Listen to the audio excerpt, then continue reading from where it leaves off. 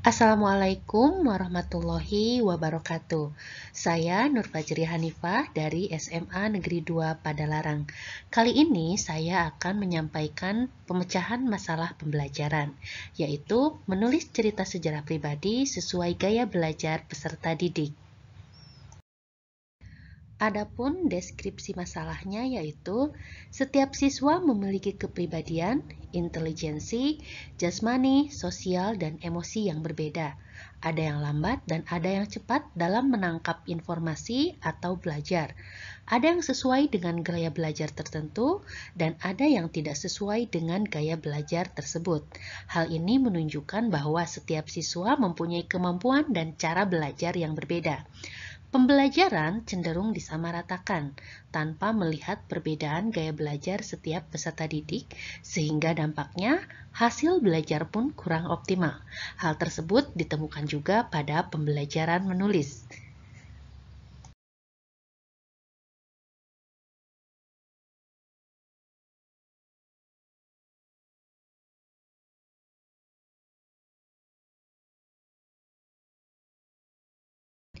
Alternatif solusinya perlu penerapan gaya belajar yang berbeda pada setiap siswa. Gaya belajar merupakan cara tercepat dan terbaik yang dimiliki individu dalam menerima, menyerap, mengatur, dan mengolah informasi yang diterimanya. Menurut Devoter dan Hernake, secara umum gaya belajar dibedakan dalam 3 kelompok, yaitu gaya belajar visual, gaya belajar auditorial, dan gaya belajar kinestetik. Gaya belajar visual belajar melalui apa yang mereka lihat. Gaya belajar auditorial belajar melalui apa yang didengar. Gaya belajar kinestetik belajar melalui gerakan. Nah, untuk langkah-langkahnya, yang pertama mengidentifikasi terlebih dahulu gaya belajar siswa. Kemudian, setelah mengidentifikasi gaya belajar siswa, siswa tersebut mengumpulkan data peristiwa sejarah pribadi yang akan dikembangkan menjadi sebuah cerita.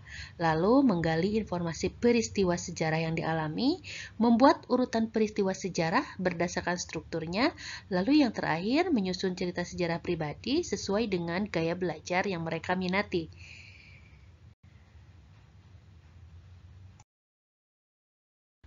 Nah, untuk hasil pemecahan masalahnya, gaya belajar siswa yang sesuai dengan cara mereka melakukan kegiatan belajar memberikan dampak positif, seperti dapat meningkatkan prestasi belajar mereka. Tentunya dalam hal ini, prestasi belajar dalam menulis cerita sejarah pribadi.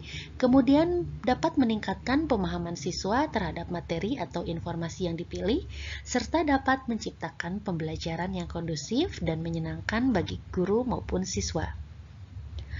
Selain itu, cerita sejarah pribadi yang dibuat siswa juga lebih bervariasi, siswa lebih kreatif, dan lebih antusias. Ada yang membuat dalam bentuk video, mind mapping, gambar, rekaman suara, dan sebagainya sesuai dengan minat mereka.